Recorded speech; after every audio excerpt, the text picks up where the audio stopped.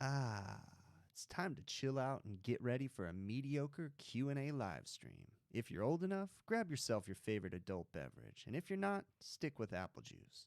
Put your feet up and relax. If you have any questions, feel free to ask them in the chat. And now let's cue up the intro music.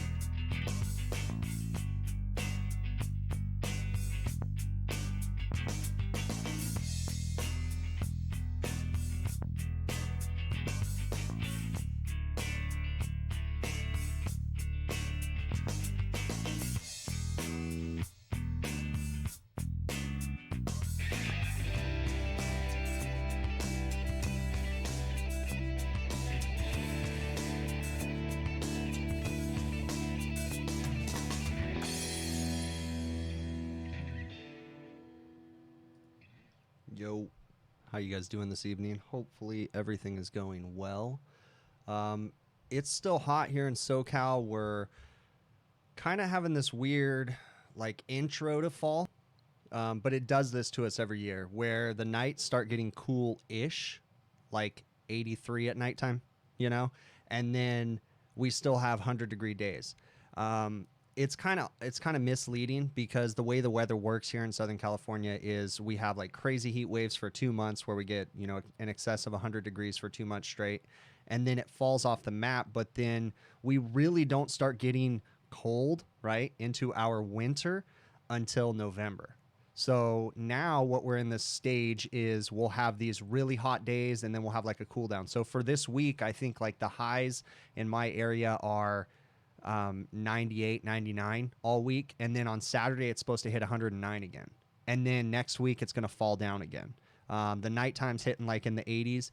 And then we go into this weird where we start getting really cool nights coming at the end of September, beginning of October. But then we still have hot days.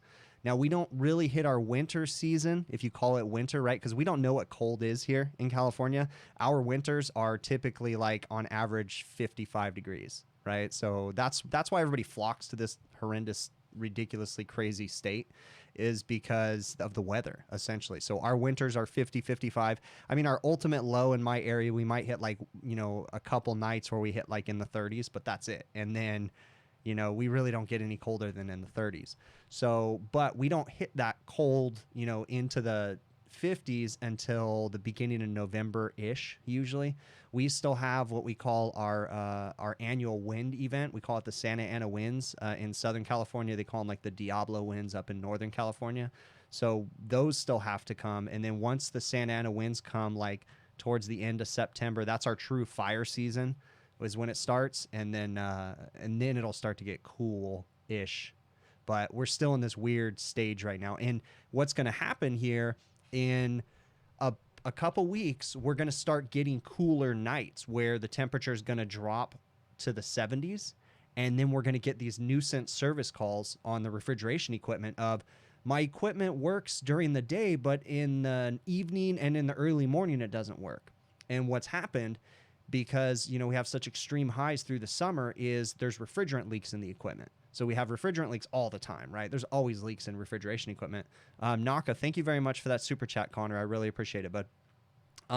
So we'll get those nuisance service calls where you'll go out there at noon and it'll be working fine, down to temperature, they'll walk in and everything's good. Well, what it is the unit has refrigerant leaks, and at nighttime when the temperature drops, the head pressure control valves bypass, and there's not enough refrigerant to flood the condenser, so then it starves the evaporator and the temperatures go up. So you get those weird nuisance calls. So keep that in mind if you ever get those walk-in calls. Like, that's a dead giveaway in October in California if you get the it doesn't work in the morning, but it works in the afternoon calls, because it warms up in the afternoon and the head pressure control valve will shut off and stop bypassing.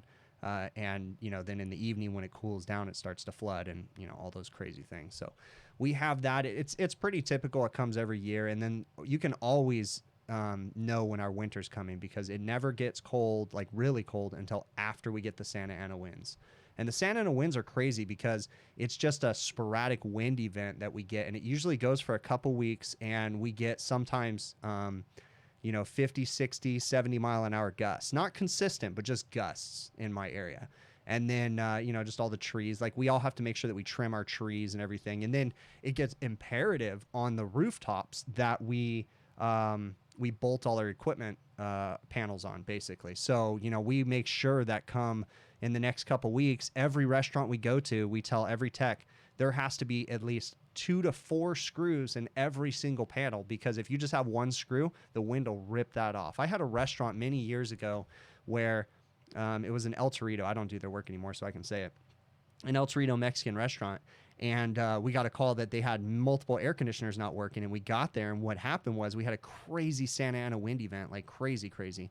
And the swamp coolers, like the whole roof was destroyed. There was panels on the freeway. They're next to a freeway. They had a parking lot, and then the freeway. We had you know, condenser coil covers and different things like that, or compressor panels and stuff on the freeway. We had to literally go drive on the freeway, pull off the on-ramp, run over through the bushes, the ivy, grab all the panels. It was a nightmare. But they had swamp coolers that blew off of the platforms, and they were being held on by the electrical whips.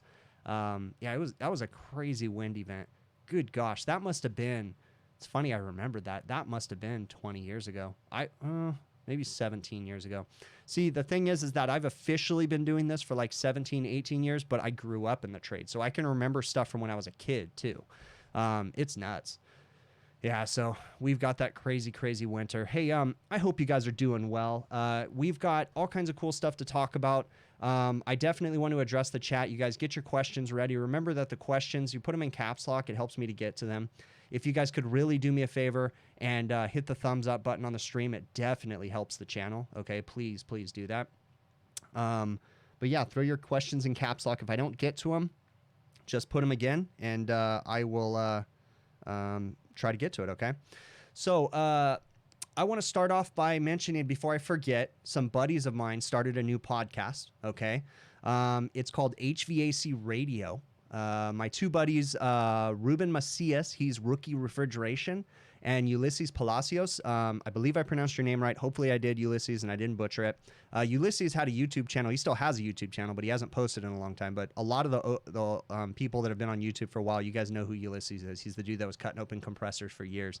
Them and two other guys. Forgive me, I personally don't know the other two gentlemen, but I believe majority of them work for the same refrigeration company. But I heard their first episode today. It's called HVAC Radio. I'm going to post a link in the chat right now for Spotify. But you guys go check it out. They did their first one with their introduction. And here's a link right now. You guys go subscribe to their podcast. These are, I know Ulysses and Ruben, both really cool dudes. I've personally met Ruben. I've only interacted with Ulysses on the internet, but seems like a cool dude. And Ruben has told me he's a cool dude. So go check out their podcast. Subscribe to it, guys. And tell them I sent you. So, okay. And hopefully I will be on there soon. I think that's what they had said. They wanted to get me on. So I'll be a guest, I'm sure, at some point in time on this thing. But seems like it'll be a cool podcast. I think they're going to try to talk about refrigeration and stuff. So check it out. It should be a good one. Lots of things to talk about in here. Let me get to the chat real quick. Did I get the Stratus or the H10? I actually do not have either the Stratus or the H10. I have used the DTEC Select for many years. That has been my go-to leak detector. I'm considering purchasing the Stratus. I've heard a lot of people, I've heard mixed results, good and bad.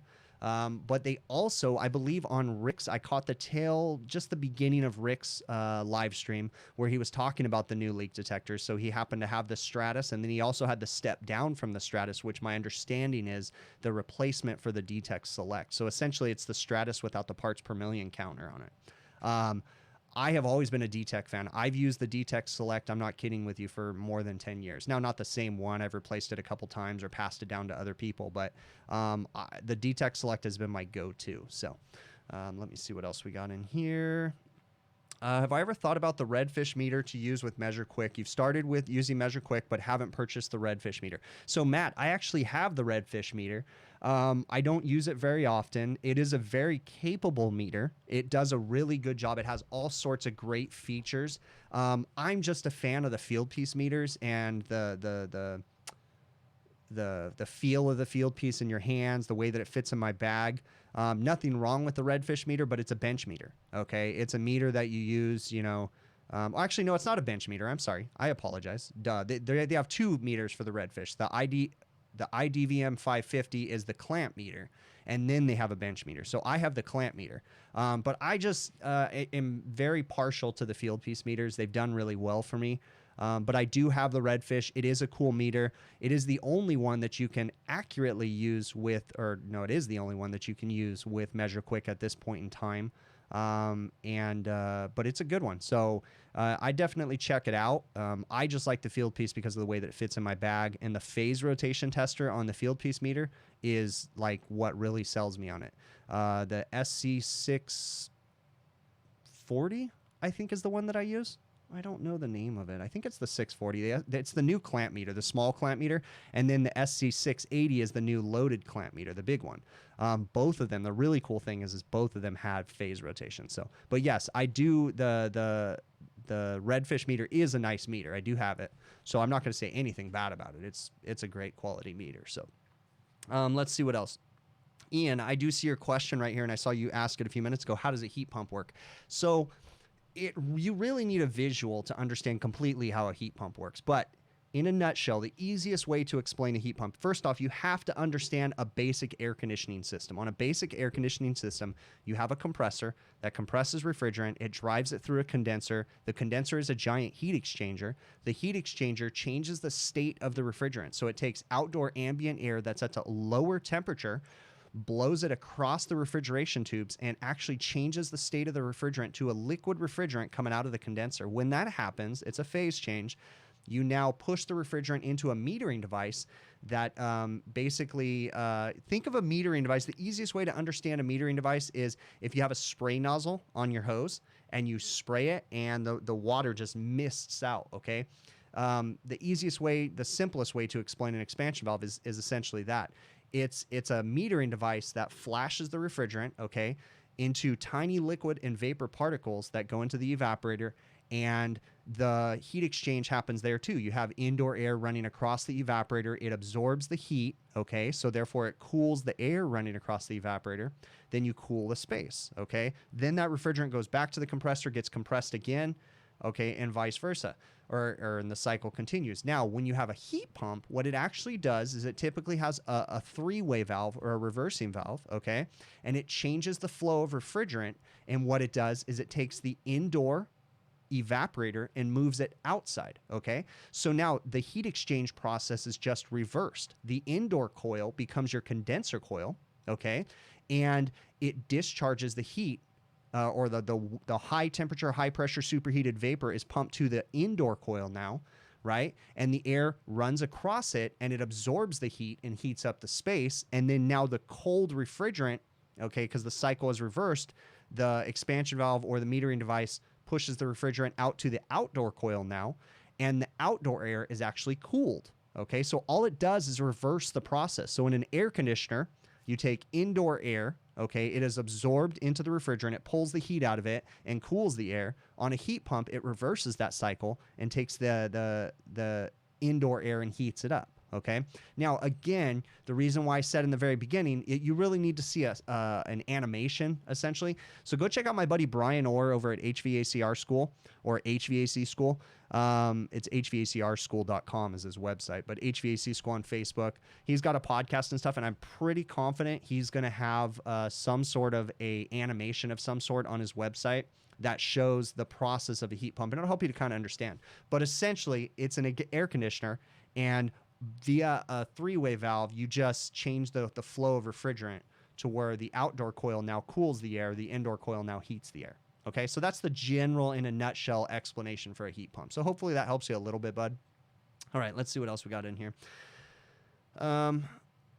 Yeah, a reverse cycle air conditioner. Big Pond Cable Guy says that. And that's exactly what it is. It's a reverse cycle. All it does is swap the coils. So your outdoor coil becomes your evaporator, your indoor coil becomes your condenser, and then in the refrigeration or the cooling cycle, the indoor coil becomes the evaporator, the outdoor coil becomes the condenser. So all you're doing is changing the flow of refrigerant, okay? It's a pretty smart way to do something, right?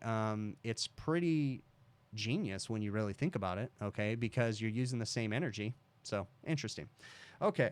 Connor Cruz asks, what low loss fittings have I had the best experience with? Yeah, I don't use low loss fittings, okay? I use ball valves. I guess in a way that is a low loss fitting. So I've always used a ball valve that has a 6-inch hose coming off of it.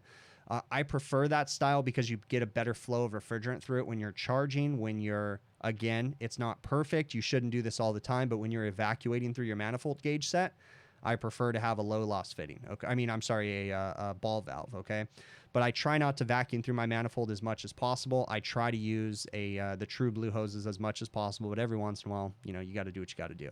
So, but I've always used ball valves. I've had very good luck with them. Never myself been a fan of the low loss fittings. So, let's see what else. Yeah, exactly. All right. All right. I got a couple things. Watch with Joe. He'll steal my microphone. Yeah. All right. Let me see what we got in here. Hey, Dallas. How you doing, bud? Dizzy Dallas is in here, too. Dallas has a YouTube channel. Check it out, guys. Click on his name, and I think you can go to his YouTube channel on there. So what's my process after doing a leak search and not finding any leaks? So it really depends. How low was the system on refrigerant? Are we talking ounces or are we talking pounds of refrigerant? Okay. If I'm working on a refrigeration system, like for instance, today, before I had this live stream, I got in here a little bit late and I had a service call on a walk-in cooler. I arrived on site. I'll make a video of it eventually, but I arrived on site and found that the system was low on refrigerant. The walk-in cooler was a little bit warm, and I went went up to the roof, checked out the sight glass. The sight glass was flashing. My evaporator coil was clear. It wasn't iced up. We had all evaporator fan motors running, so it was a dead giveaway of low on refrigerant. So I went and put my service gauges on it, confirmed that it was low on refrigerant, and I proceeded to add refrigerant before I found a leak. Okay, so I added refrigerant and I cleared up the sight glass. Then the unit had a head pressure control valve, so I had to add a couple extra pounds of refrigerant. So I did so. And then once I was done with that, I went and weighed the cylinder, and I found out that I had added 5 pounds, I believe it was 5 pounds of refrigerant to the system. So 5 pounds of refrigerant is a pretty big loss of refrigerant. So I knew that there was a refrigerant leak, especially when the system probably only takes 12 pounds of gas, okay? So I knew there was a refrigerant leak. Now, had I only had to add like, half a pound, I wouldn't be as concerned as having to add 5 pounds.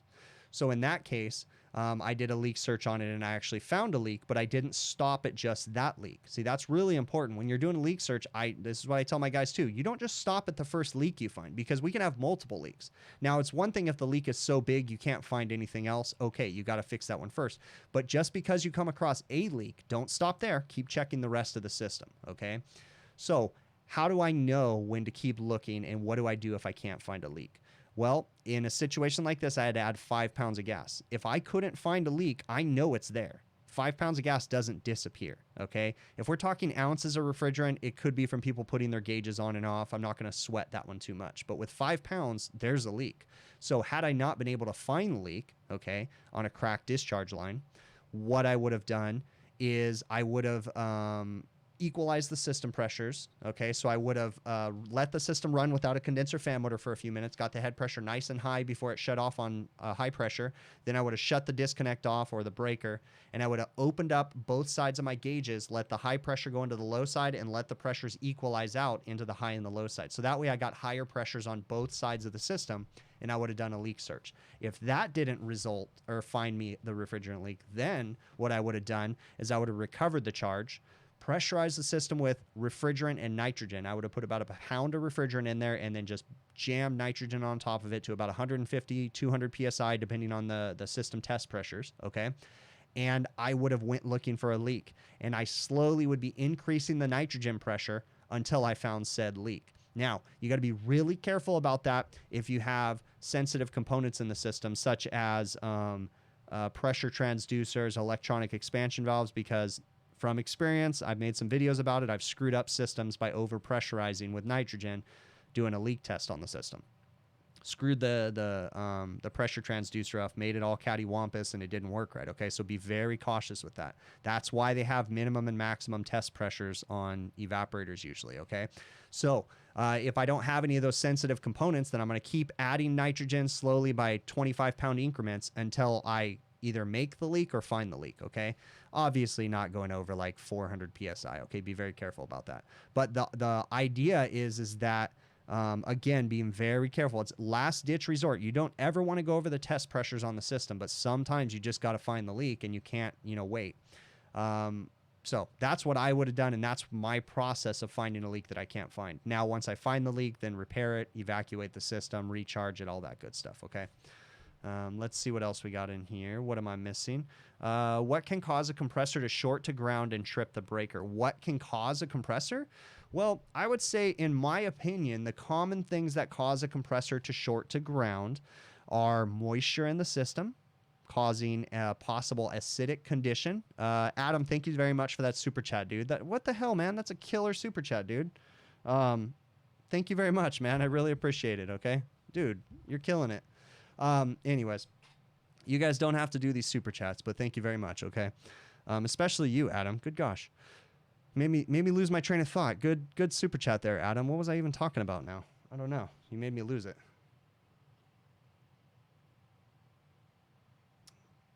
Good God. Oh, compressor short to ground. So moisture in the system and overheated conditions in the system. So let's say you have loss of oil in the system, running without oil. Although loss of oil would probably cause a mechanical failure before it would cause a direct short to ground. Most of the time, I would say, would be a insulation issue where the windings ended up shorting out, and usually that's caused by moisture and or an acidic condition. So if you have a short to ground, it's really important to understand that you don't want to just change that compressor, okay? What you do, you let the customer know, I can't diagnose what caused the ground until after I change the compressor. So the customer has to understand they're going to have an 8-hour repair time changing a compressor. They're going to have all that money in that. And then after you're all done, typically what I do is I let it run for a day. I come back, test the system for acid, okay? And then I'm going to diagnose the system, check the expansion valve, see if we're having oil return issues. Another really important thing anytime you're doing a compressor change, and I'm guilty of not doing this enough, is what you want to do when you get the old compressor out is you want to pour it out and measure the oil, okay? If that compressor is severely low on oil, that means that oil is in your system now unless you have a giant leak and you have oil everywhere. Okay, that oil is going to make it back to the new compressor, and that oil can be contaminated. Now, a lot of people ask me all the time, I'm personally not a fan of using any additives in the system as far as acid aways or anything like that. Okay, that's my personal preference. Okay, I don't use any purges like R11 flush or anything like that. I used to, okay, and I honestly can say that I never have seen a bad result of using RX11 flush, but I have recently changed my ways within the last couple of years and decided that I really don't want to use that stuff anymore because I've kind of gotten into the whole mind frame of I want to keep what's in the system and what's supposed to be in the system, and I don't really want to be adding additives to the system, okay? It really goes down to a podcast that I heard with John Pastorello, and Brian Orr, where John was basically saying how he had analyzed different things, and he took like some of the acid away products or whatever brand makes an acid neutralizer. He took some of those and he just like broke them down, and he was saying like these really aren't anything and they're not really supposed to be in the system. And that really got me to thinking about it. And most manufacturers really don't want any of those additives in the system. So when I have a grounded compressor, as far as my diagnostics go, or I mean as far as my repair process, what I do is I pull the compressor out and I start cutting components out of the system. Another thing I will tell you is that if I have a grounded compressor, automatically included in my compressor price is a new expansion valve, just flat out, okay? And a suction line high acid filter dryer like the Sporlan HH suction line filter dryer and a Sporlan HH liquid line filter dryer. If you can, go with a flare on the liquid line filter dryer so that way you can go in and swap it out a couple times if you need be, but sometimes you can't, okay? So I'm always going to add an expansion valve to the mix usually too, because there's no sense in changing that really expensive compressor and not changing a $60 expansion valve while you're in there and you have all the refrigerant out, and that very well could be the cause of it. That's my personal preference when I'm doing that, okay? So the things that can cause it, in my opinion, are moisture in the system. I'm sure there's something else that I'm not thinking of, but those are usually the normal causes. So, all right, let's see what else we got in here. What am I missing? Let's see what we got in here. Eric M's in here. Eric has a YouTube channel too. You guys got to go check that out. Eric has lots of cool videos. He's been posting for a long time. Eric, how long have you been on YouTube? I want to say that Eric is one of the first guys again that I started watching. Like for instance, when Ulysses was making videos. Again, guys, I plugged Ulysses' new podcast, Ulysses and Ruben Macias, and it's not just their podcast. There's two other guys on there too, but I just personally don't know the other guys' names as much as I know Ulysses and Ruben. So it's called HVAC Radio Podcast. I'm going to post a link in here again, guys. Go subscribe. This is the Spotify link. Go check it out, okay? But yeah, I see Eric M in here. I don't know how long you've been on YouTube, Eric. It's been like years, right? All right, let's see what else. If you have so Primetime saying if he has a grounded compressor, depending on size, he'll install a suction exchangeable core. Yeah, that's a good idea. Suction, a normal HH suction line dryer, also a normal HH liquid line dryer. Yeah, I usually don't work on the systems that I can put in the core, the removable cores. I wish I did, because those removable cores are awesome. It makes changing the dryer so much easier, especially if you ball valve it. Put 2 ball valves on each side of it. Boom, knock that out real quick. Eric M, I think you're asking me if I have converted R22 to 404 and had high superheat, TXV was replaced. No, I can't say. I don't think I've ever taken an existing system from R22 to 404. I'm trying to think if I've done that. Not without changing out the evaporator. I think I usually, on the most of the, I've been lucky enough that if I've had to convert from that, I've done that. Eric, though, the only thing I would ask you is did you get to the nozzle? Because that could be playing with your superheat a little bit. I don't know about that. But if, the nozzle that's between the TXV, for those of you, I know Eric knows what it is, but for those of you that don't know, on walk-in cooler evaporators and things like that, the multi-circuited evaporators, they'll typically have a nozzle. It looks like a fixed orifice metering device or a piston, and it goes in between the expansion valve and the distributor, and it just allows for more even flow across the evaporator. But Eric, no, I can't say that I've ever had done that off the top of my head, that I've ever done a swap or a conversion, basically. We can't even use 404 here in California anymore. We haven't been able to use 404 for major system retrofits for a year and a half now. We have to go to a new alternative, and the new alternative lately has been R448A. Which I actually was working on an R448A compressor today. The problem with R448A, very similar to R22, is when you get to the lower temperatures, you tend to run really high discharge line temps. Obviously, you run lower pressures, but really high discharge line temps. So you have some real issues with that. That can be a pain for sure. Let's see what else. I'm missing comments in here right now, so hopefully I'm not missing too much. Let's see what we got in here. Let me see. Okay, so I didn't miss anything there. Yeah, if I pass your guys' comments, forgive me, okay? What drill do I use? If not Milwaukee, why not the wide variety of tools? If not Milwaukee. So I use Milwaukee and DeWalt. So the main reason why I use Milwaukee and DeWalt is because I bought a DeWalt set 10 years ago, and it works fine. So there's no reason to replace it. Now, I did have a DeWalt screw gun, like a 12-volt drill, and it went out basically. So I decided to replace it, and I ended up going with the Milwaukee M12, and I've been using that for a while. So I have a Milwaukee M12. I've actually started intermingling a lot of my tools, so I have a lot of Milwaukee tools now and a lot of DeWalt tools. I like them both. I have nothing bad to say about them. I mean, they're good tools either way. So let's see what else we got in here. Yeah, there's Ralph, Dallas fan. Yeah, so R448A is higher discharge line temps, but lower than R22 for sure. But yeah, I tend to run higher discharge line temps on them. If you're most of the R448A equipment out there that you're going to come with is actually, it's pretty much a requirement if you're going to go to low temp that you have to have a liquid injection valve or a TREV, temperature responsive expansion valve. So this is a DTC valve for a Copeland compressor. It goes via a rotolock fitting, and essentially this is an expansion valve, guys. That's all that this is, okay? This is a temperature responsive expansion valve, pushes in the head of the compressor right there, and when the head of the compressor gets above a certain temperature, it opens basically just like an expansion valve. It pushes down. I think I can show you guys here real quick because I've got this one all opened up. Let's see what else we got in here.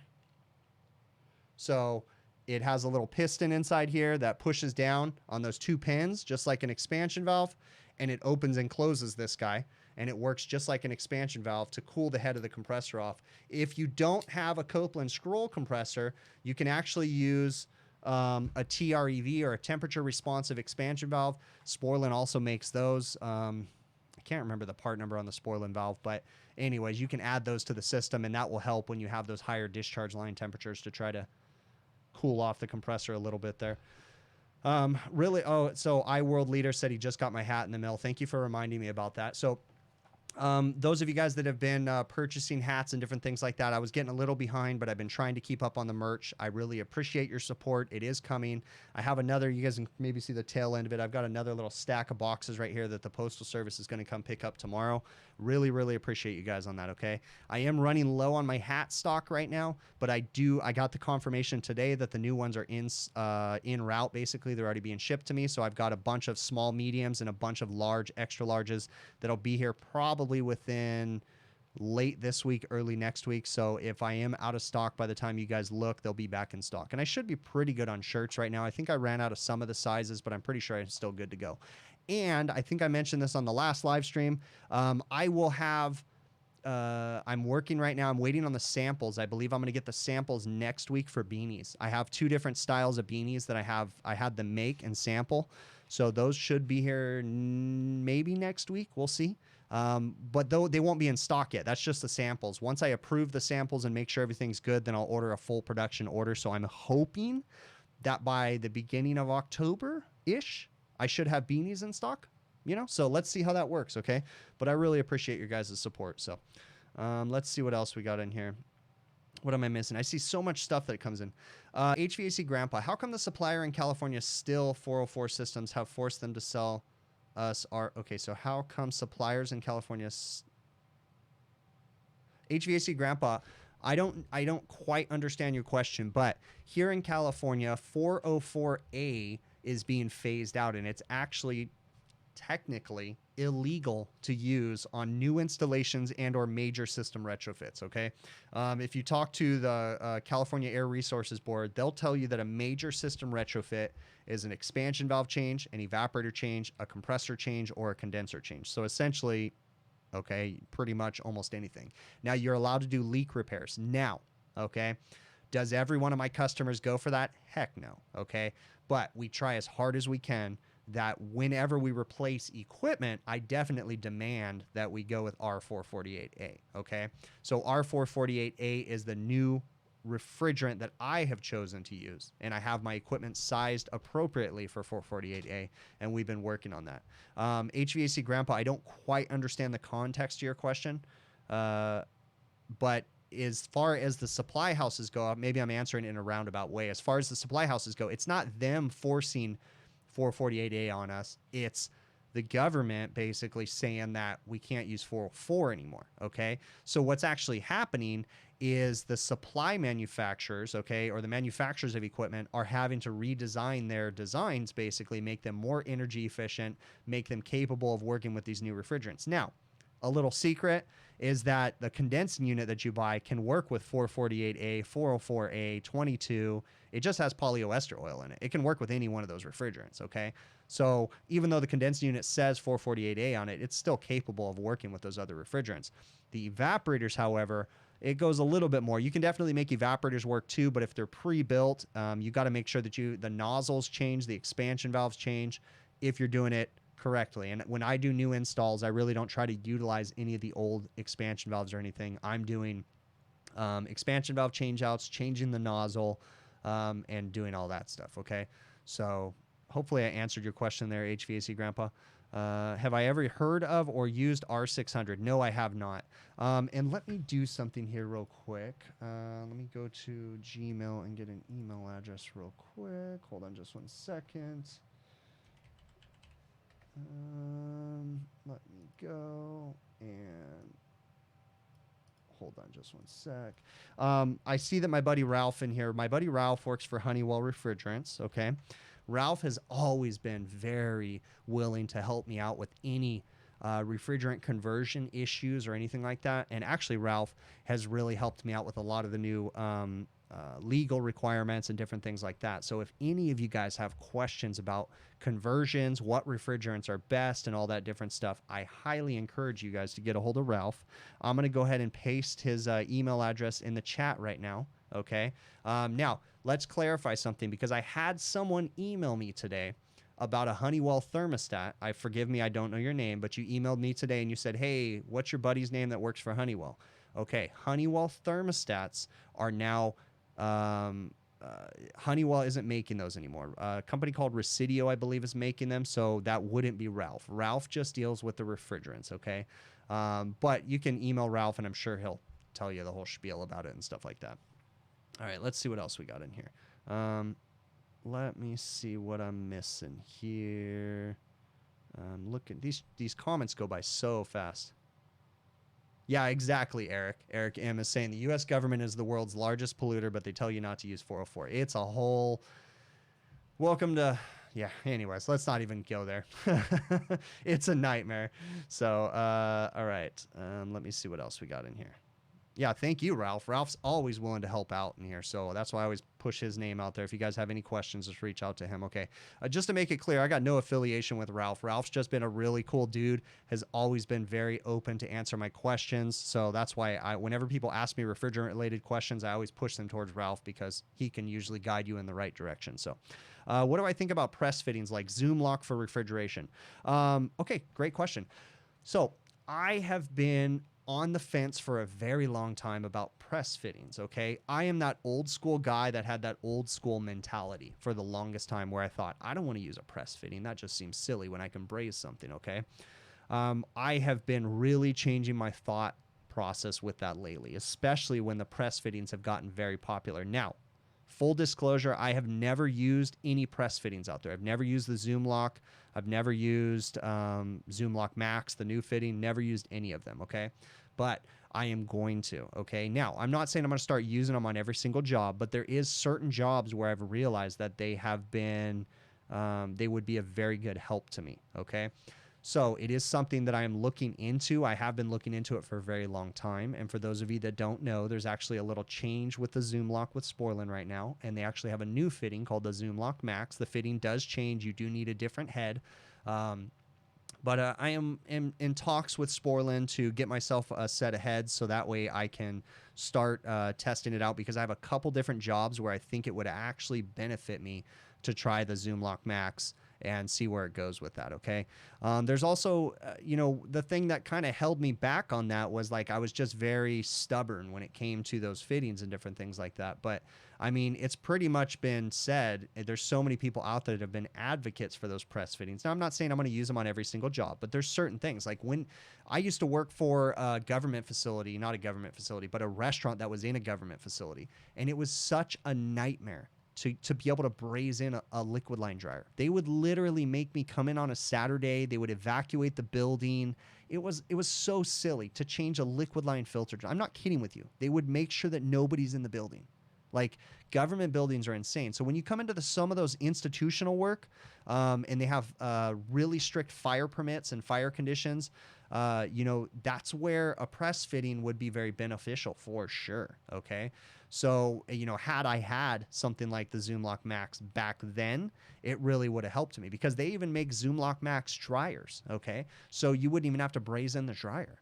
That would have been very beneficial with some of those repairs that I did at that particular facility. Now, I don't do work for that facility anymore, but that would have been really cool to be able to use that back then, because it would have saved me so many headaches. I remember some of them sometimes, they were like, the first time they told me this, I told them I had to schedule to come in to change fix a leak and change a dryer. And they were like, all right. And they handed me this pamphlet of stuff to fill out. And I started reading through it, and they're like, you have to have a fire watch. And this was probably like 15 years ago. And the first time I read it, I'm like, what the hell? You got to have a fire watch? What is this? And it seems so silly, but that was my introduction to institutional work in a government building. And it was like, wow, that blew my mind. But there's a lot of dudes out there that work in that kind of stuff all the time. And those press fittings, they really do help them, because they don't have to pull fire permits, and they don't have to, have fire watches. Like, literally, some of these places will make you have someone stand there for 6 to 8 hours after, 24 hours, whatever it is, to make sure that there's not a fire. When you're all done and you're cooled and the system's running, there's no fire, you're standing. But it's just politics. They make you do that stuff. So one of those press fittings would be awesome in that situation, for sure. Let's see what else we has. What do we got in here?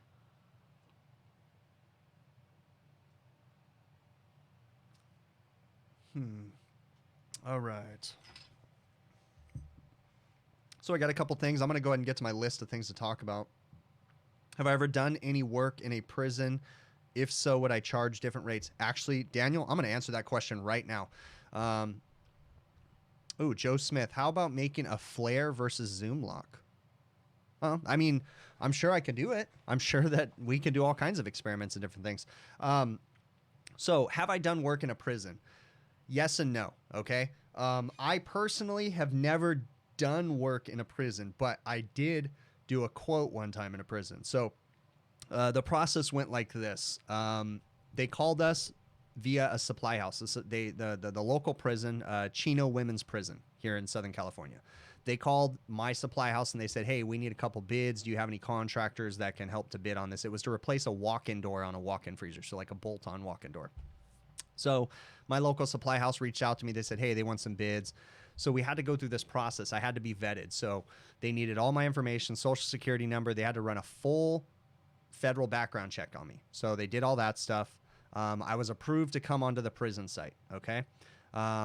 And I can say this because whatever. I mean, again, this blew me away with the lack of security. Maybe things have changed. But so I was approved to come onto the prison site. I'd never been on something like this. So I pull up to this parking lot in front of the women's prison, and they said, come into the receptionist area.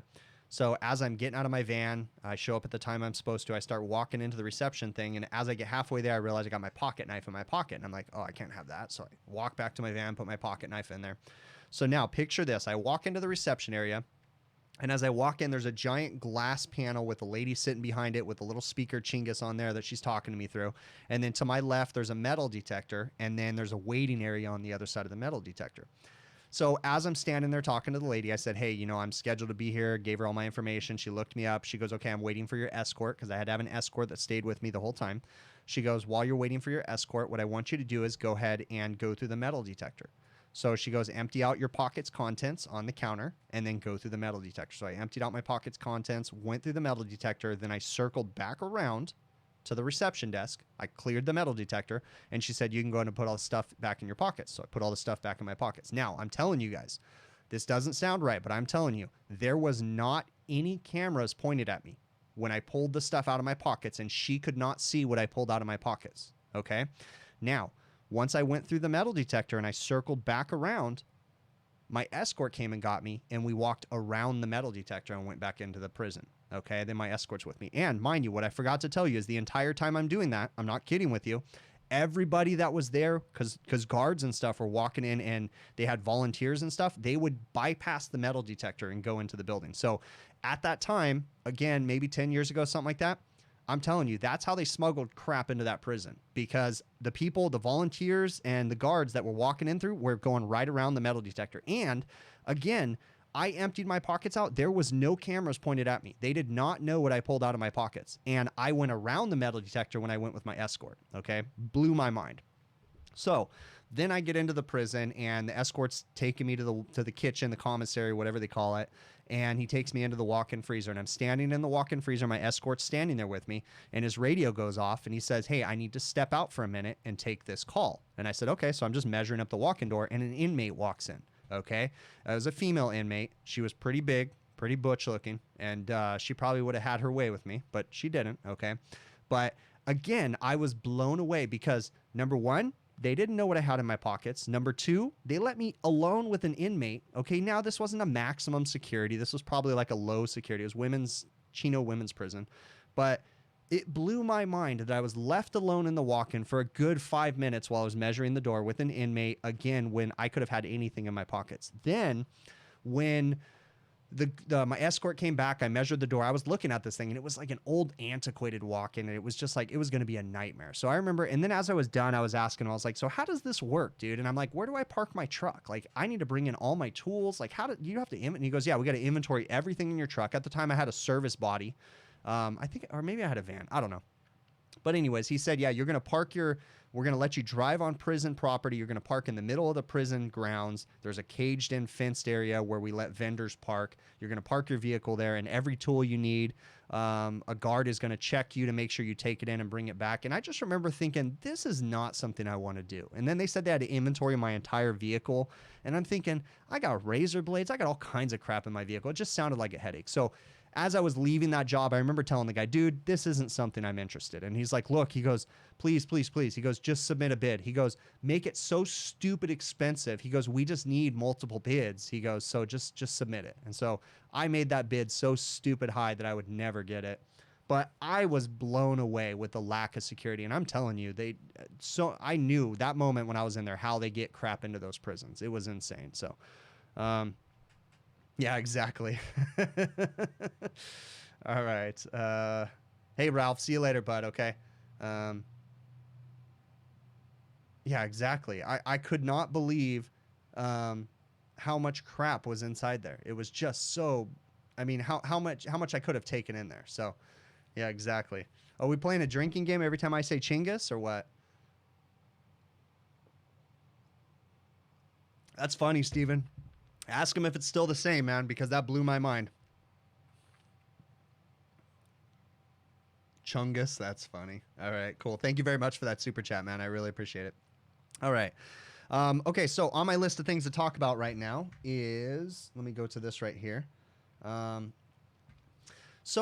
last two videos that I had. So the first one that I had on 8/27 was it's 120 degrees outside and the AC is not working. So that one got quite a bit of feedback.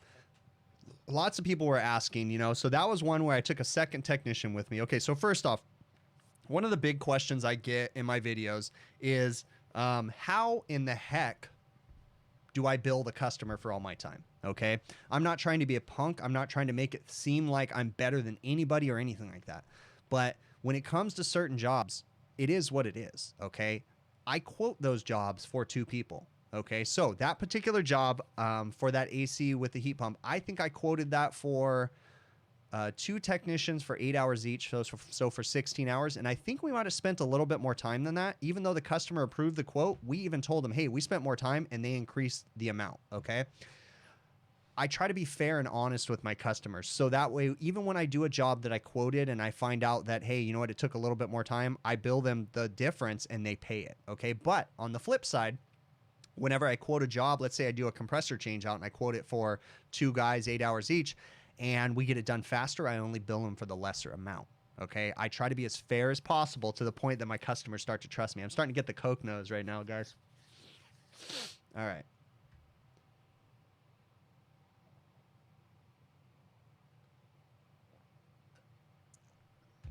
Let's see what we got. Uh-oh.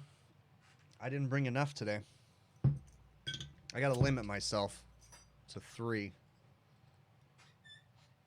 because I'm getting old and I can't do this stuff anymore.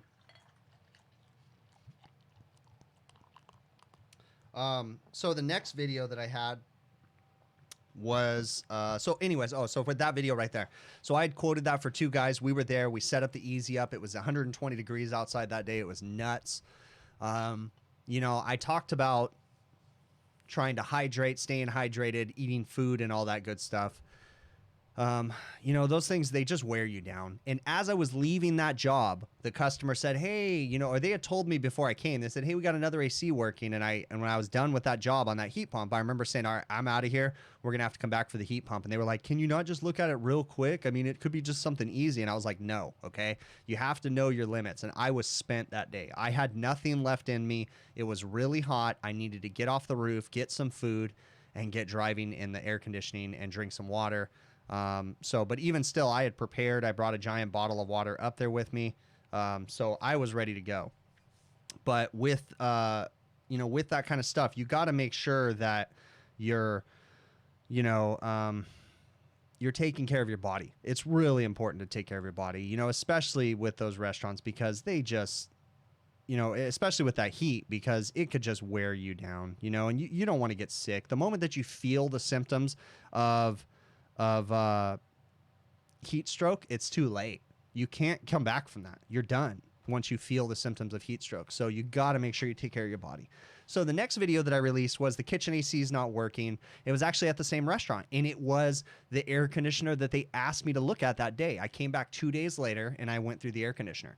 Man, that one, the comments were lit up because I ended up finding that the unit had a bad circuit breaker.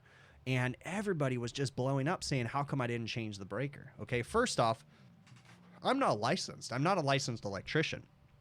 It's a gray area whether or not I can change a breaker, okay? I'm really not supposed to. Have I changed breakers before? Yeah, of course I have, okay? But you have to look at it like this. As a business owner, okay, number one, liability, okay? But it's going to be fine. I can change a breaker and call it a day. But then you have to look at the fact that it's an hour and a half away from my shop, okay? If I change a breaker, I don't know all the supply houses, so I'd be driving around supply houses wasting time. It's so much easier for me to just tell them to call an electrician. That's their job, okay? Plus, the liability falls off of me now. The electrician changes the breaker, something happens, it's not my problem, you know? I didn't do it, okay? I'm not a licensed electrician, therefore, I try to let them do that kind of stuff. Now, yes, occasionally I'll change one, or occasionally I'll pull new electrical, but I typically try to get the electrician involved as much as possible, okay? I know when to step back from a job, and if my gut tells me, hey, don't do this, yeah, just leave it to the electrician, let them do it, okay? So in that situation, while we were waiting for the electrician, we decided to go ahead and clean up the unit because we had nothing to do, and I needed to make sure it still worked after he was done. So we went through it. We added or cleaned the whole unit out. The whole thing was greaseball, just a nightmare, but we cleaned it all out. And then by the time we were done cleaning it, the electrician was done. We started it up and everything was good. Okay. So you have to know when to let other trades do their work, so that way, you know, they can get it done. And I don't have to worry about it. I don't have to try to chase down a champion breaker, you know, because I think it was a champion breaker or something. And, you know, I don't know what supply houses sell those out in the Coachella Valley, because that's where I was at. I don't know, you know, so leave it to them. Let them do their thing. All right. Let's see what else. Ernesto, my buddy HVACR vlogger, he's got a YouTube channel too. You guys check that out. Let's see what else we got in here. Okay, so I'm going to get to my list.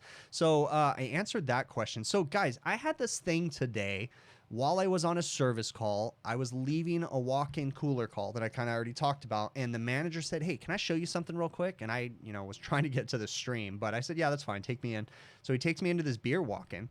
And he says, I'm having a problem. So right now we got this whole COVID thing, right? And the restaurants are not allowed to seat people in the restaurants. They got like patios outside, but they really don't have a very high volume right now.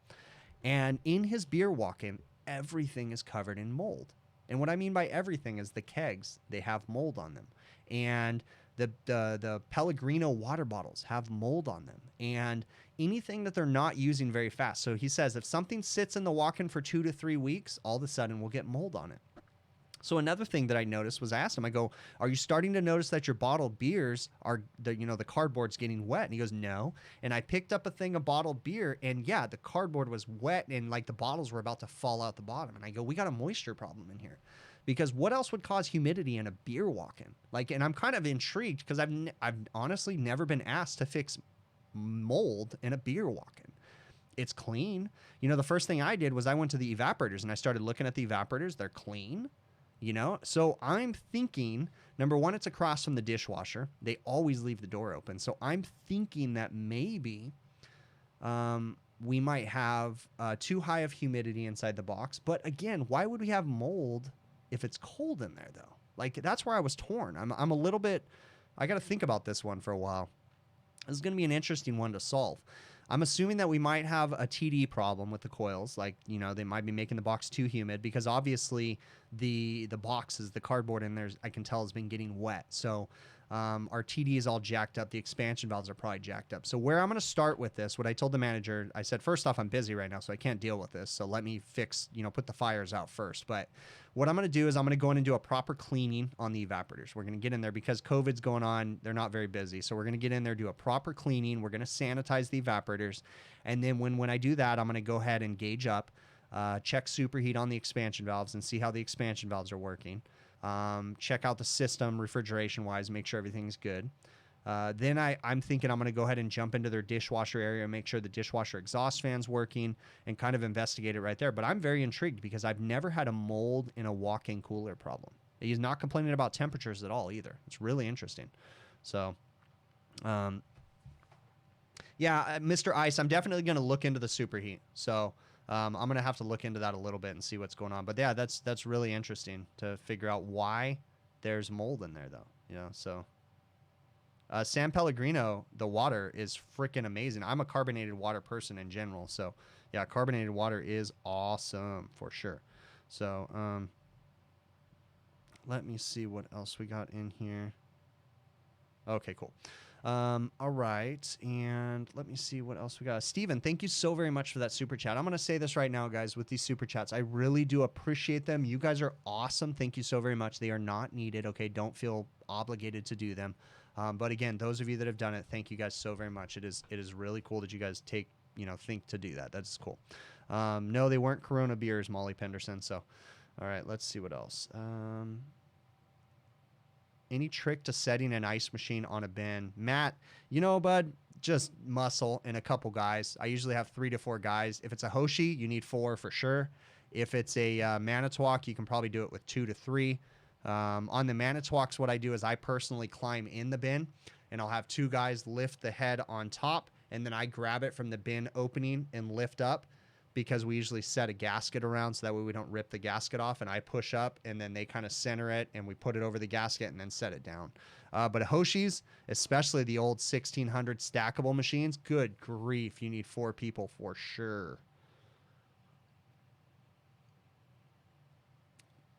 Does a malfunctioning Honeywell thermostat occur from age? I don't know about that, bud. Don't know about that. All right, let me see what else. All right, let me go through my list of things to talk about. So one of the questions I get all the time in my videos, guys, is how come I don't show my employees in my videos? And I figured I should address this because I've been getting it a lot. So I find it easier to not show employees when I'm in my videos. Number one, it just creates a headache in the past. Let's just say, I know my guys are all good, but let's just say one of my guys 2 years from now doesn't work for me anymore, and he decides that he doesn't want to be seen in my videos, and I have him in past videos forever. I just don't even want to have to deal with the hassle. Okay, but that's not only it. Number two, it's just much easier. I guess that's the main reason. I just don't want someone later on down the line to feel like, hey, you know what, I need to get compensated or something like that. It's just easier just to keep people out of the videos. But what that actually does is that limits me on the videos that I can do. Richard, thank you very much for that super chat, man. I really, really appreciate it. Because I don't show videos on installations typically, because I usually have my whole crew on hand, on deck basically. And it's a little difficult to film when you've got multiple people around you doing multiple things. So most of my videos are just the simple service calls that I'm on. Occasionally you might see an apprentice's hands or a helper's hands or something like that. For the most part, I don't ever show employees in my videos. I think my dad might have shown up in a video one time or something like that. For some reason, I thought maybe I cut it out of the video, but I thought we were doing a crane lift one time, and I think my dad was there, and I might have shown him or something like that. But yeah, for the most part, just to save the headaches of anybody complaining later on down the line, I don't ever show my employees in my videos. So let me see if I'm missing anything. Make sure you guys put your questions in caps lock, okay? Does a malfunctioning government occur to a lack of term limits? Steven, not even going to go there. So, all right. What do I got on my list? So Sam had asked me about eating in my restaurant. So he said, hey, if I'm on the roof and I need to take a break, do I ever go downstairs and eat in the restaurant? I typically don't, okay? I've kind of made it a policy at my company that we typically don't eat in the restaurants anymore, especially I don't really want the headache of restaurants buying food for customers or comping food. I know it seems silly and it seems so easy, but I've had too many restaurants that complain later on down the line, and or I've had past employees that have basically... I've had complaints from restaurants that they're like, every time they come in, they ask for free food and stuff like that. So it's just easier for me to make it a policy that we don't eat in restaurants.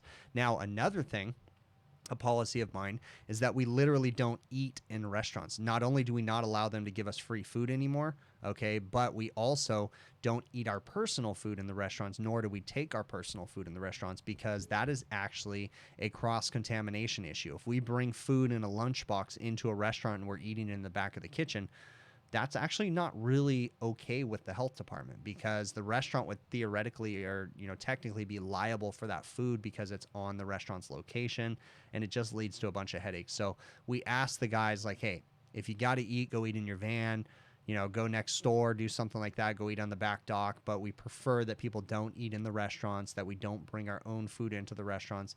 And we try to not, I mean, it's not like 100% set in stone policy, but we try not to accept free food from the restaurants anymore, just because it just leads to headaches, and it's just so much easier not to deal with that. I've literally in the past had restaurants that have given me a hamburger and then asked me to take $100 off the bill. And it's like, what the fuck? You gave me a $5 hamburger that didn't cost you $5. That's what the retail value was. It cost you $1.50, and you want me to take $100 off the bill? Like, go pound sand. So way back then, I made it a policy that I never accepted food unless I got the bill signed. And then if the customer offered me food after I got the bill signed, then I used to accept it. But even still, I don't really accept it very much anymore. It does get offered to us all the time, but I just try not to take it anymore. So what is the best way to clean a microchannel condenser coil? If possible, with just water.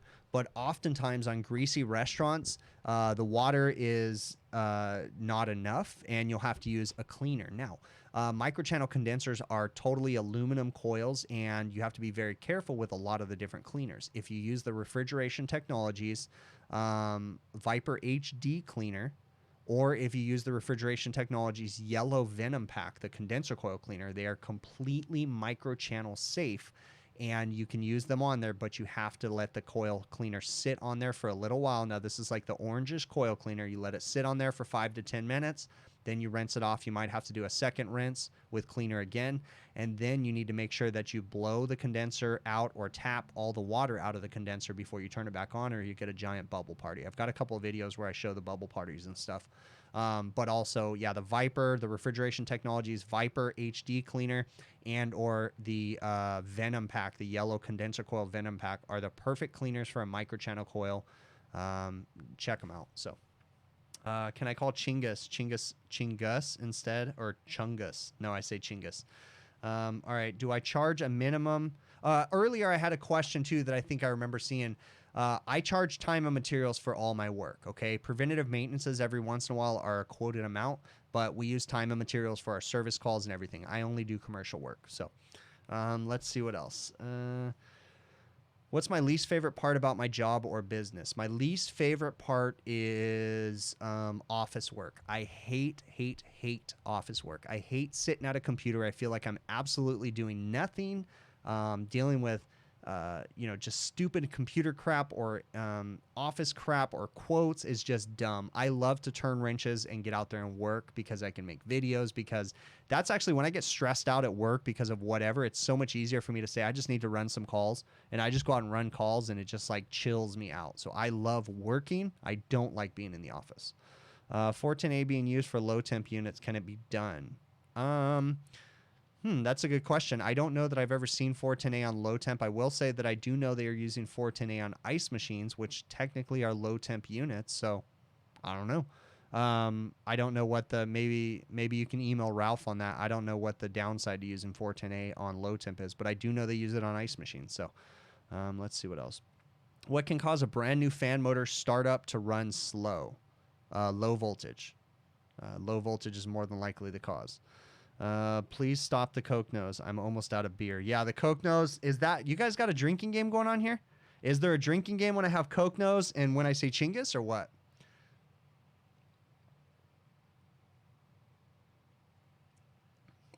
Whatever the drinking game is, every time I take a drink, you guys got a drink too. So, all right. Next question is, what to do? Oh, that's a great question. So Jay had asked me about what I do if a customer doesn't want to pay an invoice. And that's a good one. So it really depends. You have to weigh out some factors there, okay?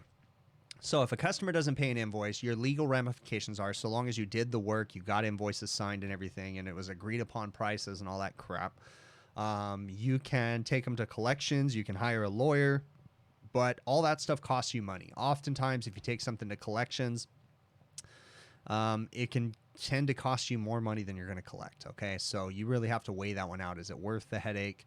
You got to be very careful about taking on customers that aren't going to pay. You have to be able to judge some people. We have lost some money over the years. One time I told a customer to go fuck themselves. That was actually enough satisfaction for me. I think I told that story a while back. It was an ice machine repair. I told the customer this ice machine's in really bad shape, but I need to clean it first, but before I can even tell them anything. And I went ahead and spent like 2 hours cleaning it. And then I told her, yeah, the evaporator's trash. You need to change it. There's nothing we can do. And she refused to pay the bill. And I knew that she wasn't going to pay it. So it was a lot of satisfaction for me standing right there in the bar of the bar. Basically, it was a bar. And she had a bunch of customers sitting at the bar. And I remember looking at her and just taking the bill and ripping it up and telling her to go fuck herself and lose my number, and then walked out the door. That was, you know, I mean, you have to weigh that one out. I knew that, I think that was probably like a $300-400 call, and it was like, we're not going to get paid, and we're not going to send something that stupid to collections. So it was just easy enough just to wash it. So we personally have learned not to deal with certain customers, and we kind of stereotype customers when I say, like, I don't do general contractor work because they filed bankruptcy on me too much. Not every general contractor is going to do that, but I've had enough that have burned us that we don't do it anymore. So we're just like, yeah, we don't do new construction. Go pound sand. Find someone else. All right, so let me see what else we got in here. Indian stores, those are a no. Yeah, you know, I don't really got nothing to say about Indian restaurants. I've definitely heard that. I've heard stuff about Chinese restaurants. I don't have bad experience with those, but I don't do those restaurants. So I typically do major chain restaurant work. I do a few small mom and pops, but you know, when it comes to like a new person calling me, I usually like, I don't know. I have a lot of people reaching out because of the videos too, and I'm like, no, not really. So.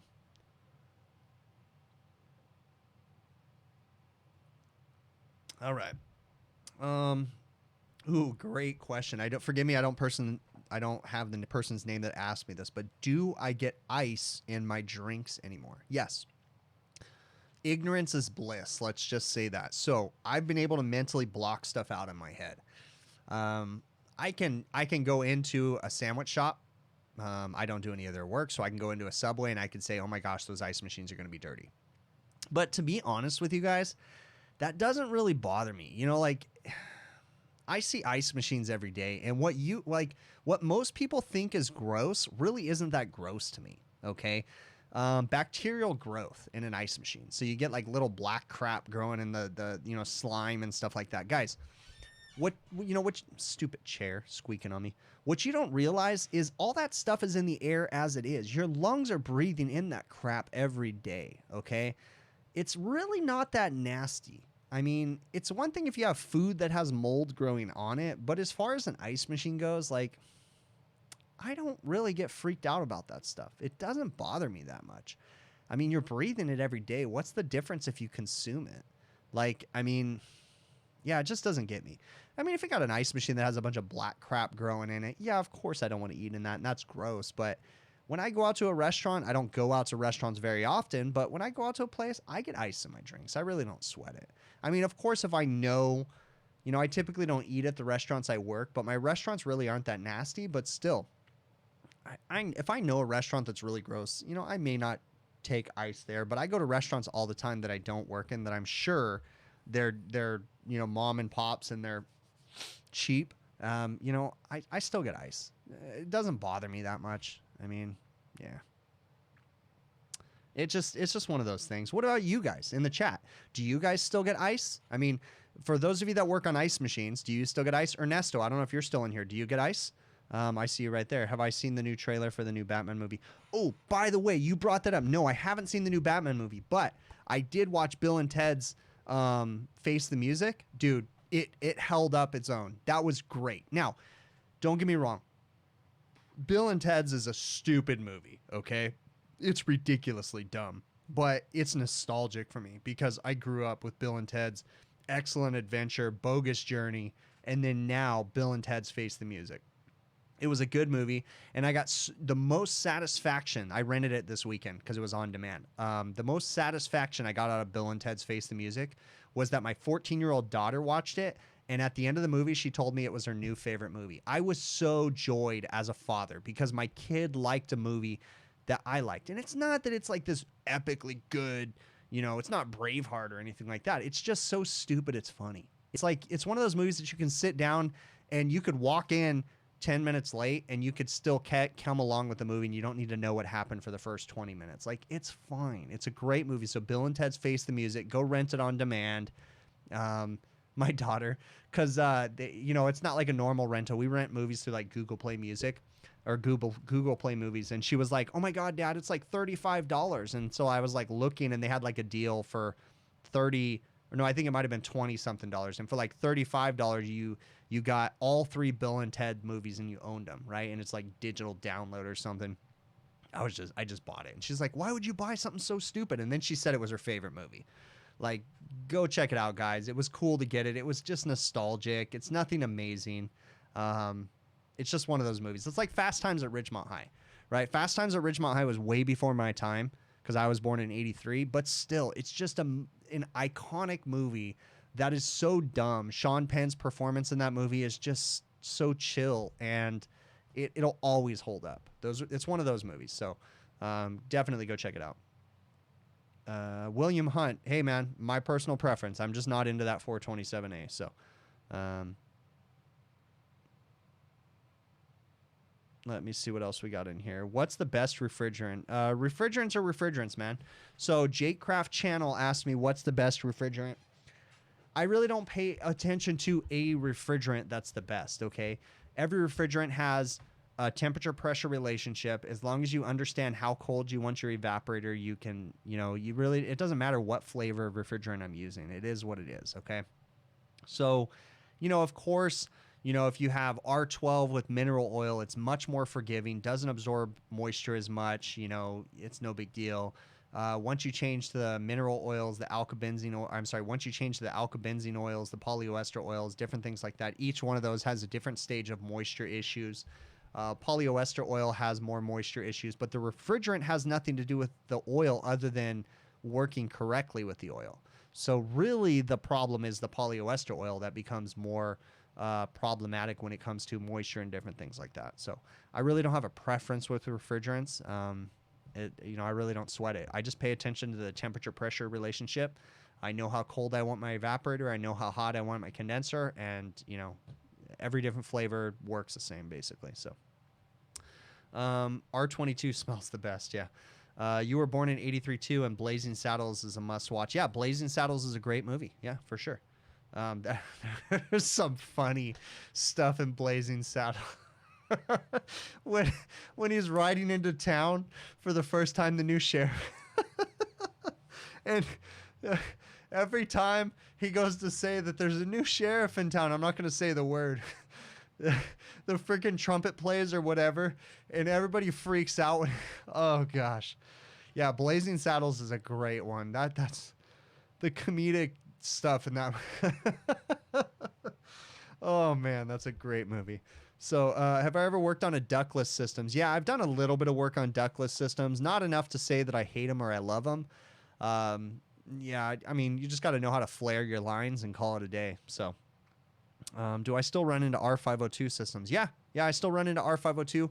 I still have a functioning walk-in cooler that has R12 in it right now at a breakfast place. But it does have a refrigerant leak, and I did have to send a technician out there. This is the first repair we've ever had to do on the system since the 80s, besides like electrical stuff.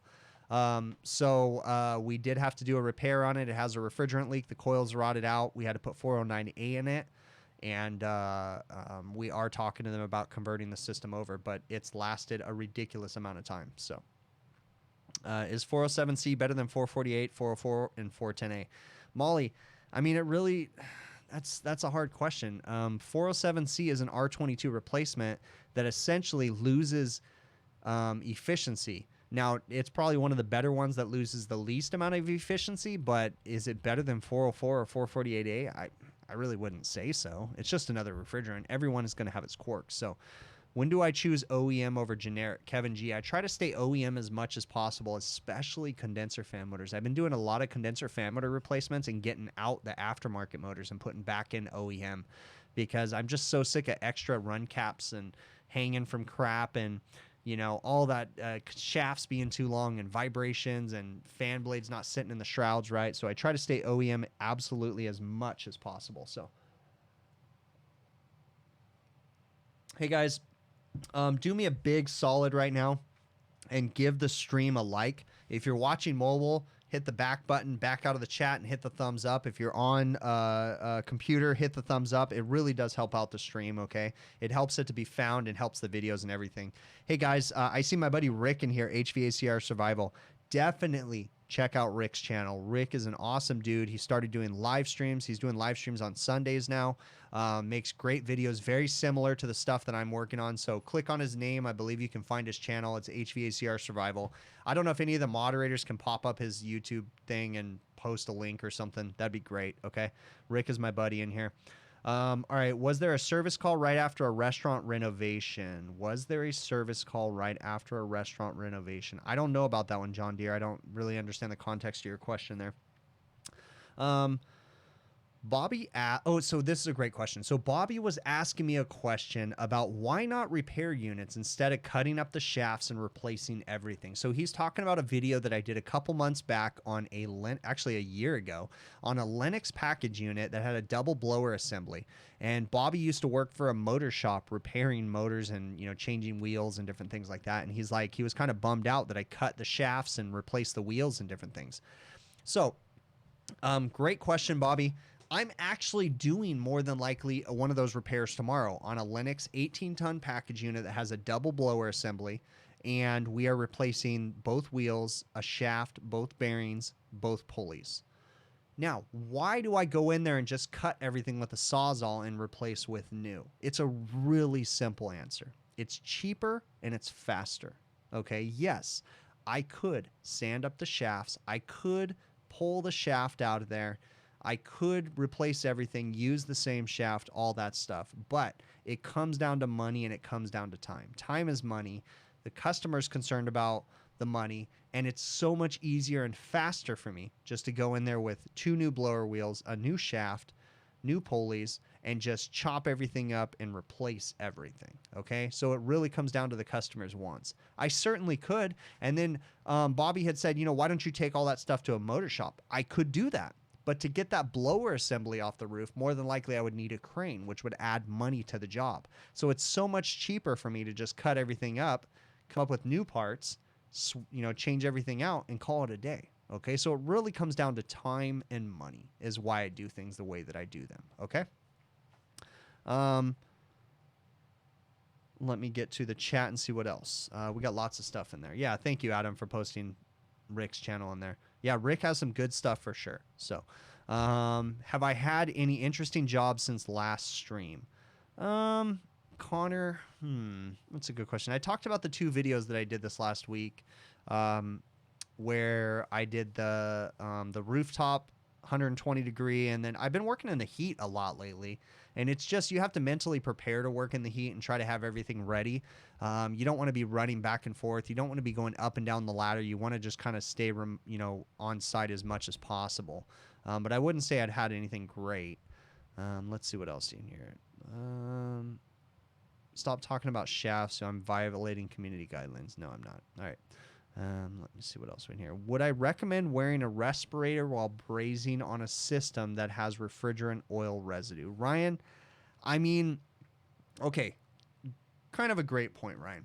You as a service technician, you have to know what's best for you and your own. Okay, what I mean by that is, when it comes time to changing service companies, I get people emailing me all the time like, hey, I need your advice. Should I move to a new service company? Okay, I really can't answer that, but I can tell you that when it comes time to your family and your health, you need to know what's right for you and what's right for your family. Now, when it comes time to wearing a respirator, okay, of course, if you feel that you need to wear a respirator, if you're being put in a situation where you're in a confined space and you're brazing on something that has refrigerant residue in it, and there's, it's R22 and there's phosgene and different things like that, of course, you need to know what's best for you and your own, okay?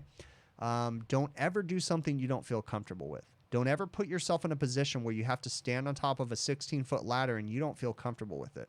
What I mean by don't put yourself in a position, I have stood on the top rung of a 6-foot ladder, the very top, the one you're not supposed to. I've stood on it, and I've done it because I felt that I had a good handle on the equipment that I was working on, and I didn't feel uncomfortable. Okay, so I made that personal decision. Did I violate some OSHA laws? Of course I did. Okay, but I made a personal decision and I felt that I was safe. I never felt like I was in a situation where I was unsafe. Okay, now, yes, technically, according to OSHA, I wasn't safe and all that crap, but they can go pound sand when it comes to some certain things. Okay, so I did what I was comfortable with. Don't ever, as a technician, do something that you're uncomfortable with, but you have to be willing to accept the repercussions of that. Okay.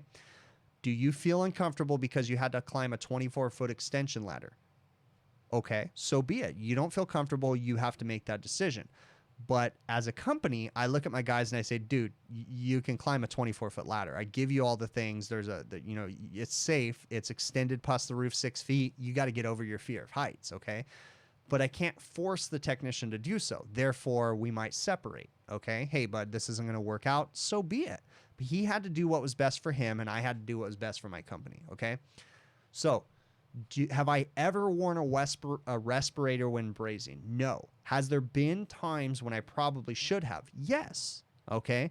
Did I put myself in a dangerous situation? Yes. Was I thinking logically? Was I old enough to make logical decisions? Probably not. Okay. So there's times that I probably shouldn't have done what I've done.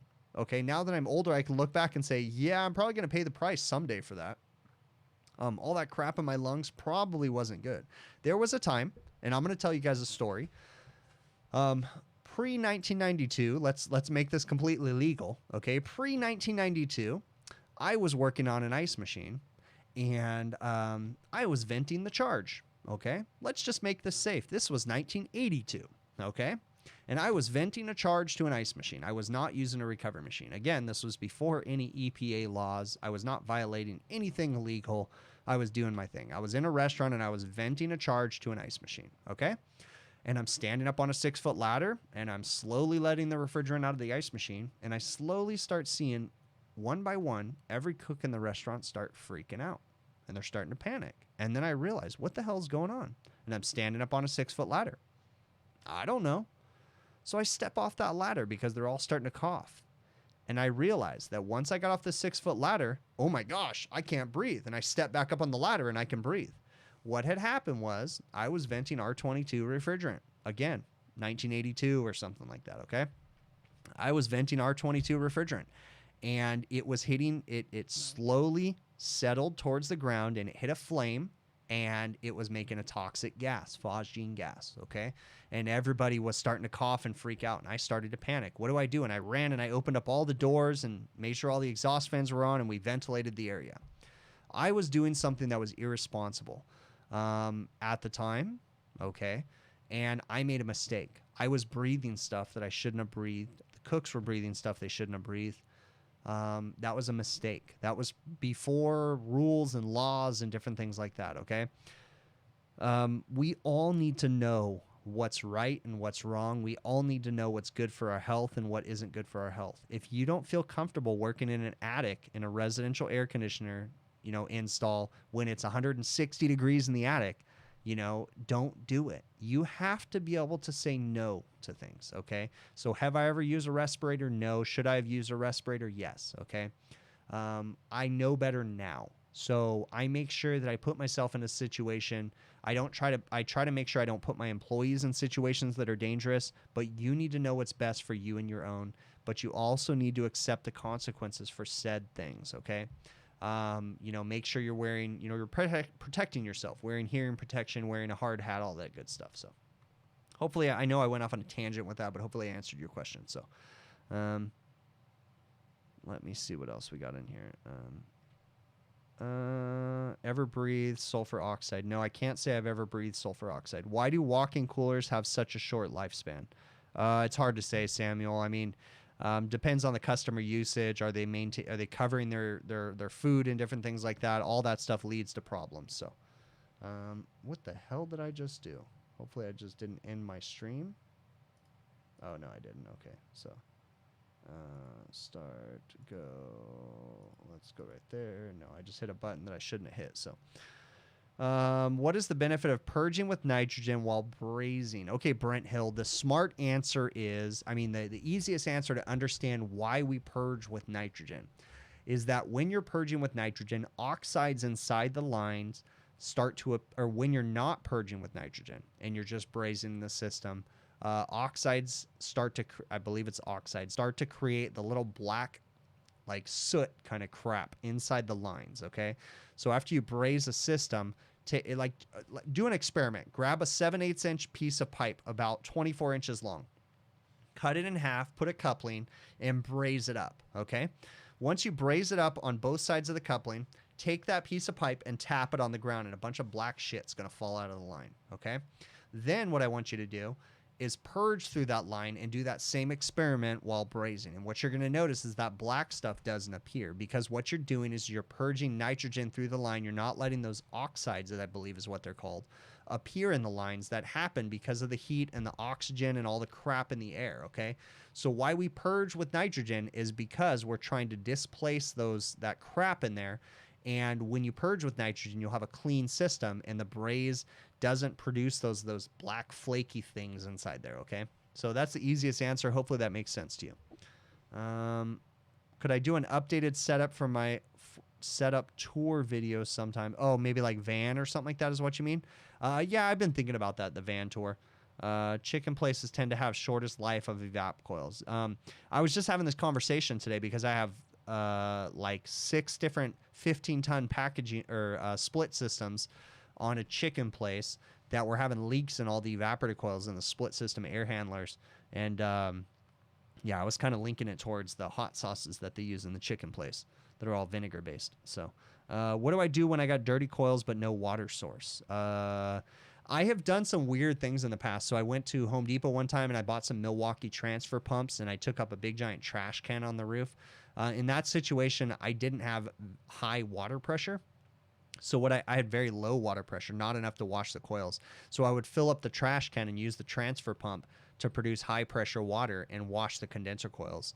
And but then I would have to stop and wait for the trash can to fill back up and then go over and over. But they do make some products that you can do if you don't have water sources on the roof. Most of the time, after the first time of doing that, I usually tell the customer, you got to get a plumber to get me water on the roof ASAP, and that's it, So let me see what else we got in here. How do I recover sealed systems? They make a couple different special tools. They have a vice grip tool if you need to. I don't have it, but they have a vice grip tool that you can pierce the line with a vice grip style tool, and then you can recover the gas. What I would do is just go ahead and braze on some service ports with a pinch off tool, do a cross pinch on the pinch point, and then let the refrigerant flow, recover the gas, and call it a day. So, oh, studio tour. But van would also be pretty cool. Yeah, studio tour for sure. Nothing has changed in my studio. My studio is absolutely the same since the last studio tour. So, let me see. Nose is itching like crazy.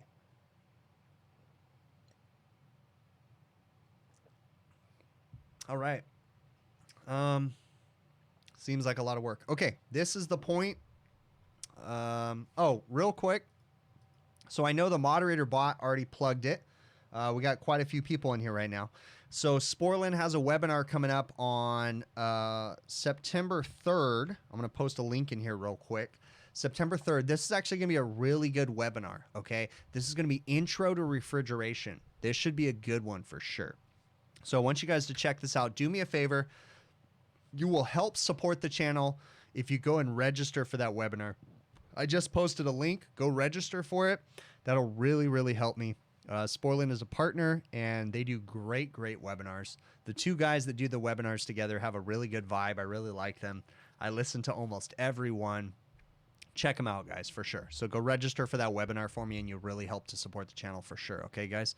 At this point, I am going to stop the technical talk. And you guys can ask me personal questions, whatever. I usually do this at the end of every stream. So go ahead and ask me personal questions, you know, tools, whatever. Go ahead and ask me anything you guys want. Let's try to lay off the technical HVAC talk and shoot, okay? Put them in caps lock so that way I can get to them, okay, guys? Throw them in there, and I'll try to get to them. Who's my Coke plug? Who's my Coke plug? I don't know who my Coke plug is. You mean my Coke supplier for my Coke nose? I don't know, but I'm out of beverages. I've got the toxic beverage right here, water. Let's see what else. Rookie Refrigeration, you in here, dude? I already plugged your podcast, man. I seen someone talking about you right now. My buddy Ruben, I'm going to post his podcast again real quick. So my buddy Ruben, Rookie Refrigeration, Ruben Macias, Ulysses Palacios, I believe that's how you pronounce your last name, Ulysses. Sorry if I butchered it. And then there's two other guys. Forgive me. I don't know your guys' name. I just plugged their podcast right now. Check it out, guys. I listened to the first one today. It was really cool. And then Ruben kind of guilted me at the end of it. He snuck in like a little plug, and he's like, oh, yeah, my buddy Chris Stevens is going to be on here. Ruben never asked me if I wanted to be on his podcast. He just kind of threw that in there and kind of made me feel obligated now, but it's all good. I'll definitely go on their podcast if they'll have me. So that'll be something cool too. But check out their podcast. That's the Spotify link. Go subscribe, guys.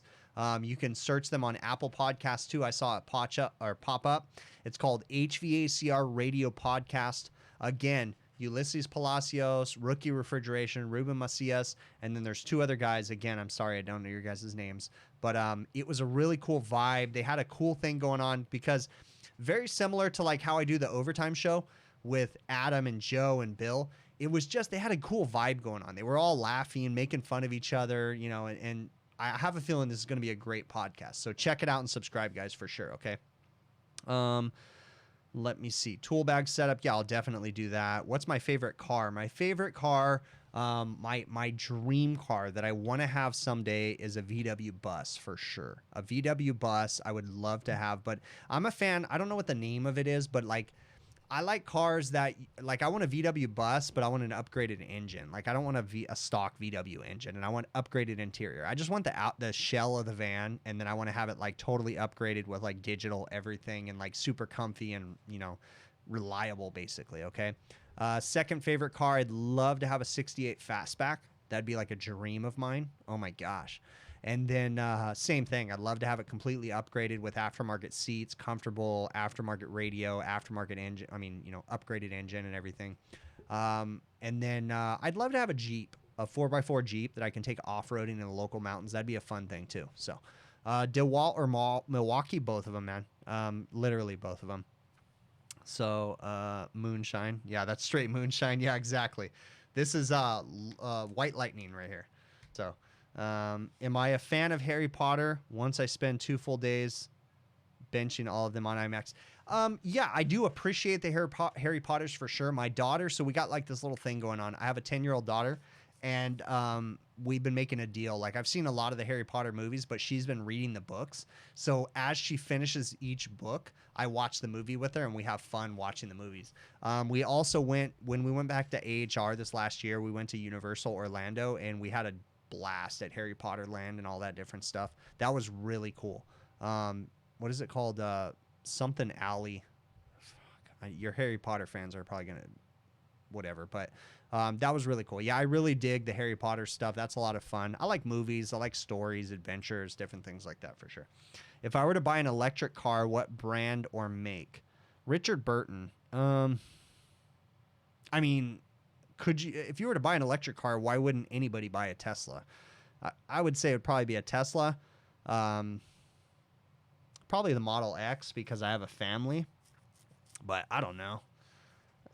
Maybe the Cybertruck, but I don't know. I sat in a Tesla actually in Florida while I was waiting at the airport or whatever, a shopping mall near the airport. And I remember being kind of like turned off with how like not cool the interior was. Like, don't get me wrong, the digital display was bitching, but like the interior, like the fabric and stuff, I was kind of like, I remember looking at the show person because when I was sitting at the Tesla dealership, it was in a shopping mall.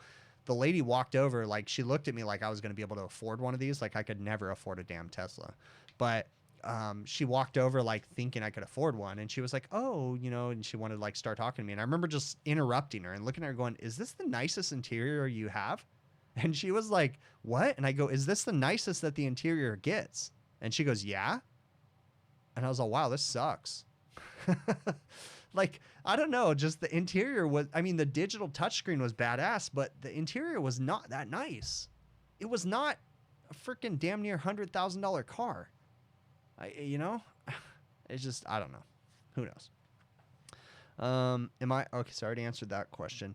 How long have I been in that shopping center in Eastville? I haven't seen my shop there. So, Jimmy, if you look up my address, you will realize that it is at the UPS store in the shopping center in Eastville. See, tricky there, bud. So, yeah, I just have a P.O. box at the UPS store.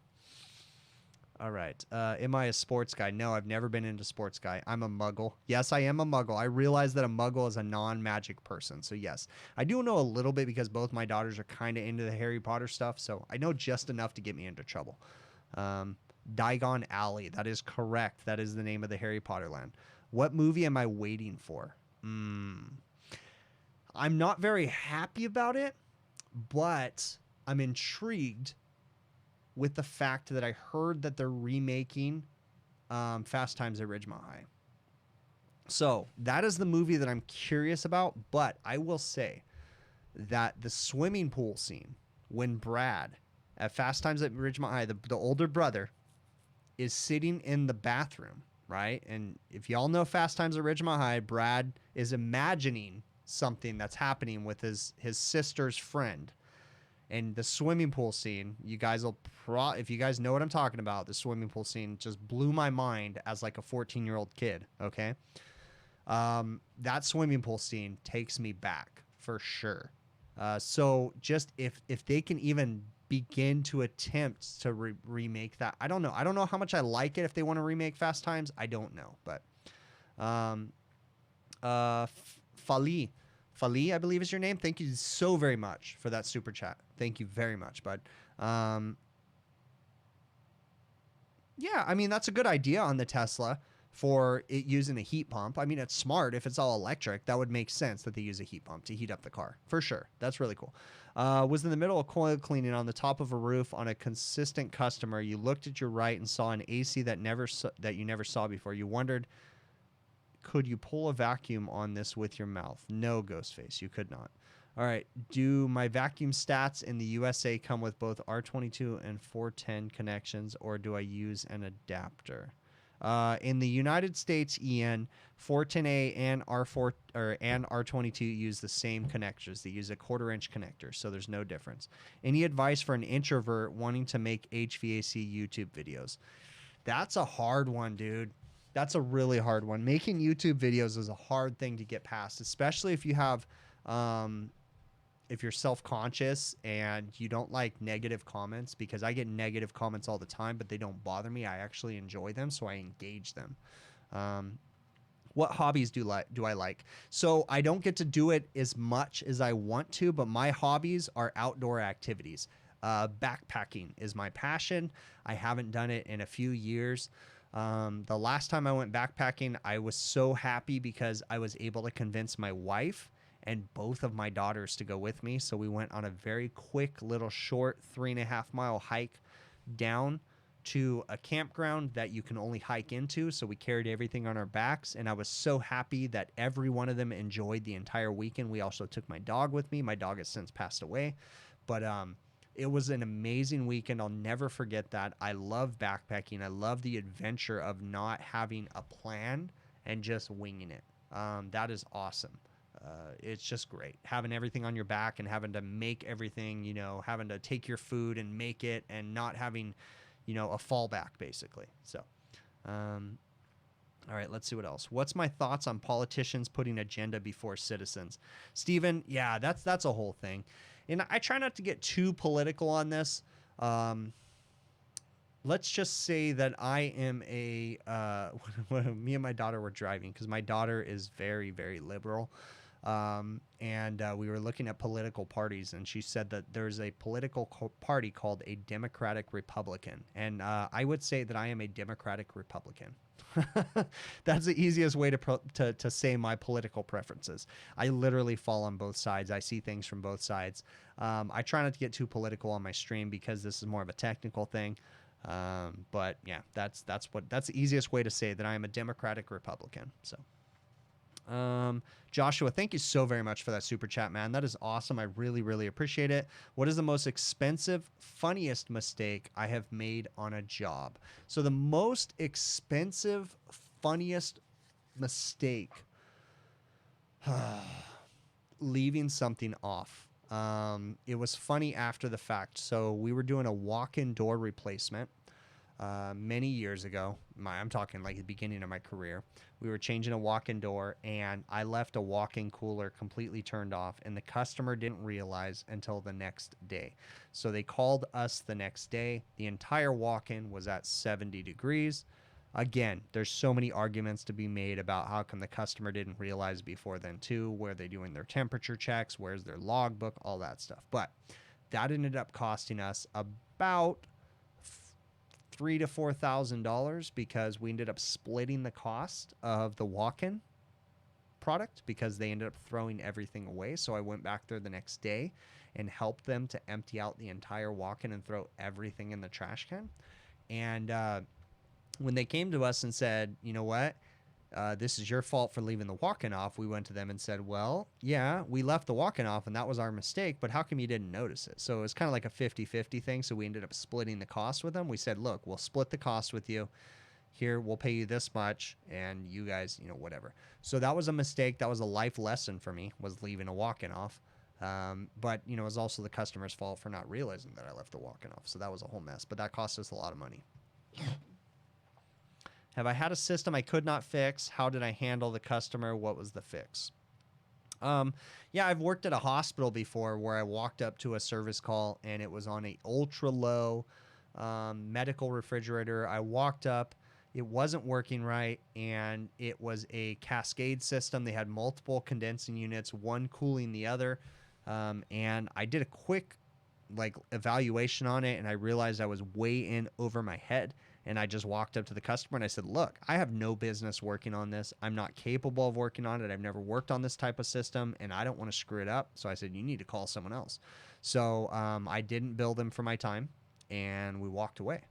So yeah, I've done it. I've realized hey, this is not something I'm capable of working on. That was probably about 10 years ago too. So 15 years ago.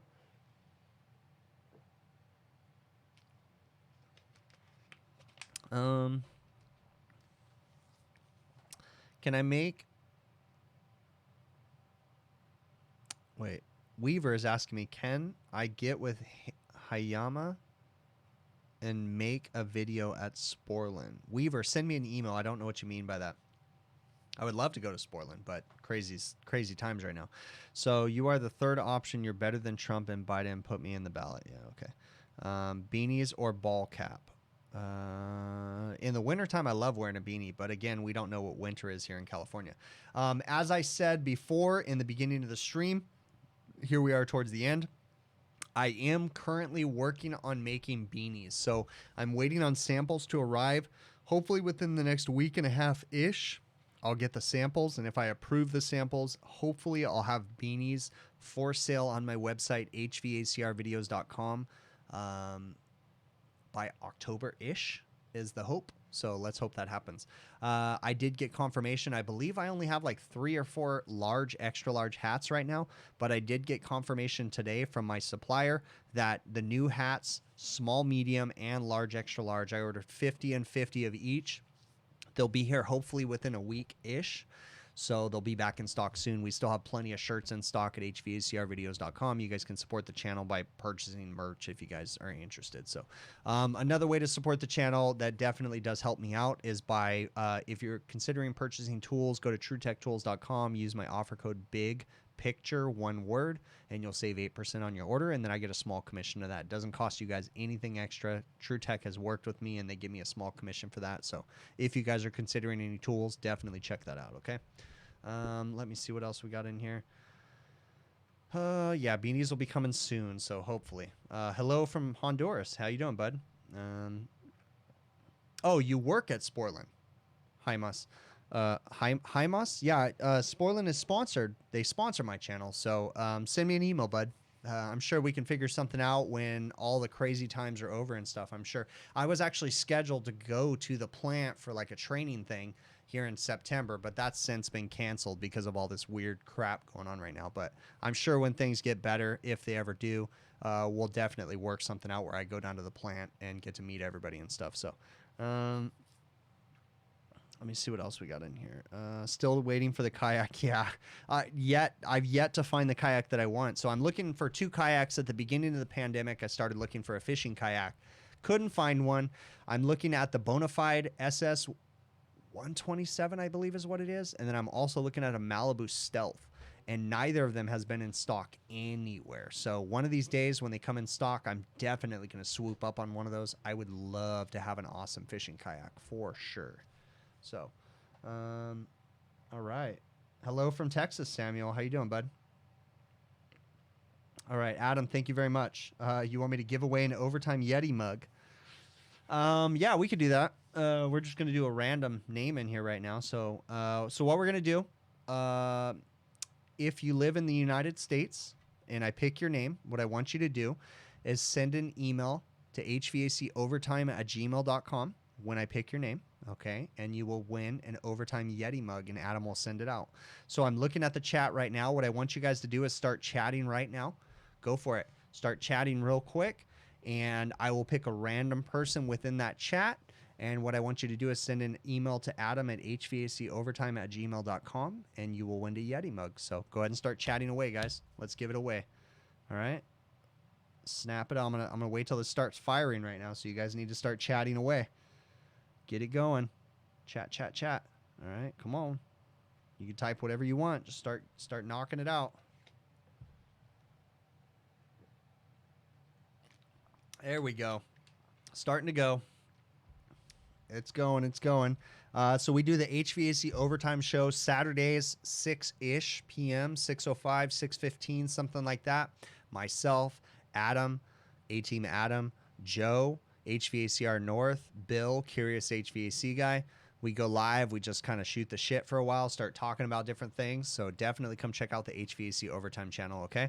So the person that I'm going to pick wow, it's really going crazy right now.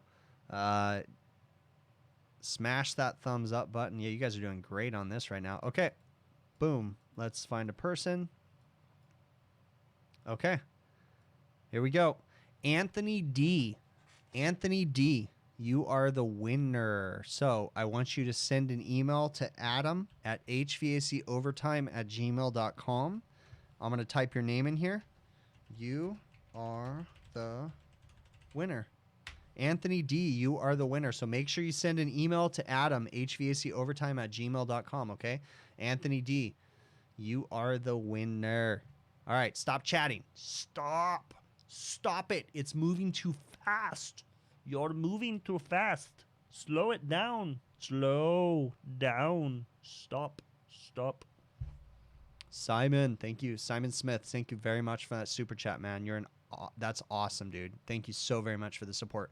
So as an engineering student, you enjoy learning new things, especially anything mechanical or involving machines. Thank you very much, bud. That's really awesome. Thank you so very much for the super chat, man. That is awesome.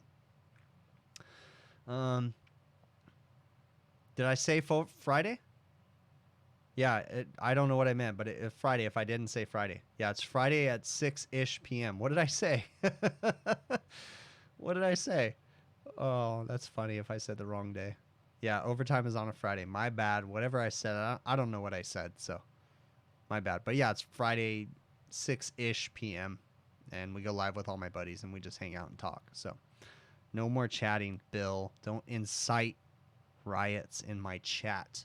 I am about finished up on this. I'm about done talking about whatever I'm talking about. I really, really appreciate you guys coming in. The one thing I will promote, I didn't already promote. So we have a Discord server, and in the Discord server, it's basically just a giant chat room that we talk about whatever. You guys can ask me questions. I go in there, whatever. So I'm going to post a link to the Discord server right now. And here we go. Control C, Control C. That's not the right button. There you go. Control C. I'm going to post a link to the Discord server if you guys are interested in joining the server. It's just a giant chat room. There you go. Come check it out. There's the server link. You guys can join. Really appreciate you guys all coming in here. If I missed any of your questions, which I'm sure I missed a million of them, send me an email to hvacrvideos@gmail.com. I think I already said it too. Check out my buddies over at the HVACR Radio Podcast. Hopefully I'll be on there soon. I think I will. I'm going to post a link to that real quick. And then also the last thing that I already posted a link to is Parker Sporland is doing a new webinar called What is Refrigeration? On September 3rd at 1 p.m. Central Time. Do me a favor. You guys will help to support the channel by going and registering and attending the webinar. It definitely helps them out. So there's a couple links in there right now. Have a safe week, guys. I'm going to close this out. I really, really appreciate you guys. And yeah, I'm going to transition on out of here. And we will catch you on the next one.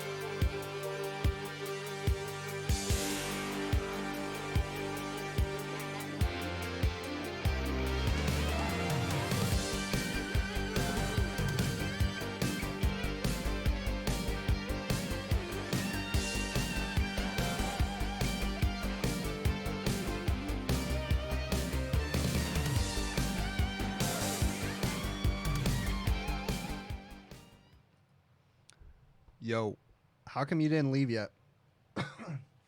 Choking on my water right now. So, you guys are still in here watching me, and you're still here.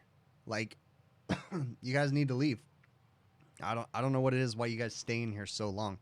You think I'm gonna come back, and you think I'm gonna like do a giveaway or something. You know, I'm dying on my water over here right now. The ironic thing is that's water that killed me. I don't know what it is with you guys that, you know, you don't leave. You guys just stay here. Like, you guys need to leave. Okay? You guys are always leaving. So I tell you what. So there is 249 of you in here right now.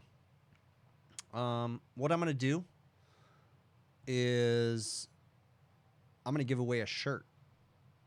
So let's test this. I want you guys to start chatting away right now. Start chatting like crazy. Okay, I'm just going to pick a random person and I'm going to give away an HVACR video shirt. Okay, if you guys don't win, you guys can certainly go to my website, hvacrvideos.com, and you guys can purchase merch. But if you guys are a winner, I'm going to pick a random person right now. I like to do this at the end when everybody leaves, and then you just have the few people that are waiting for like an after show. This is really cool. So start chatting away. Chat, chat, chat. You guys chat away, and I will give away a shirt. So come on. I don't have beanies to give away, so start chatting. Start knocking it out. Come on. Come on. Give it away.